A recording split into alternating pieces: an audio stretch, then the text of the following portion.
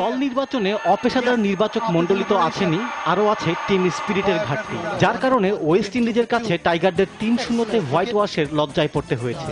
শুধু তাই নয়, মাঠে মুশফিকদের ব্যাটে বলের অপরিপক্কতা ও বাউন্সি পিচের অনভ্যস্ততার কারণেই স্বাগতিকদের কাছে টাইগাররা অসহায় আত্মসমর্পণ করেছে বলে মনে করেন বাংলাদেশের কিংবদন্তি এই সাবেক ক্রিকেটার। যেটা খুব বড় ফ্যাক্টর হিসাবে কাজ করে, যেটা নাকি 1414 সালটা আসার পর থেকে আমরা খুব দেখতে পাচ্ছি এখানে এই সাসপেনশন, প্লেয়ার, এই ডিসিপ্লিনের অভাব, সমস্ত কিছুই কিন্তু একটাই ইঙ্গিত দেয়, টিম ম্যানেজমেন্ট বা ক্রিকেট বোর্ডে যারা দায়িত্বে আছেন, যে কমিটি ক্রিকেট অপারেশনস, ওখানে সেখানে পেশাদারিত্বের অভাব আছে। ওয়েস্ট ইন্ডিজের বিপক্ষে আগের সাফল্যগুলোতে সবচাইতে বেশি যার অবদান ছিল সেই সাকিব আল হাসান নেই এই দলে। বিতর্কিত নিষেধাজ্ঞার কারণে বাদ পড়ায় বাংলাদেশ দল আগে থেকেই ব্যাকফুটে বলেই ধারণা ক্রিকেট বিশ্লেষকদের। তাই দলের এমন পরিস্থিতিতে দীর্ঘ সময় এই বিশ্বসেরা অলরাউন্ডার বাইরে থাকলে পরবর্তী সিরিজ ও বিশ্বকাপে দলের উপর প্রভাব পড়তে পারে বলেও মনে করেন তারা।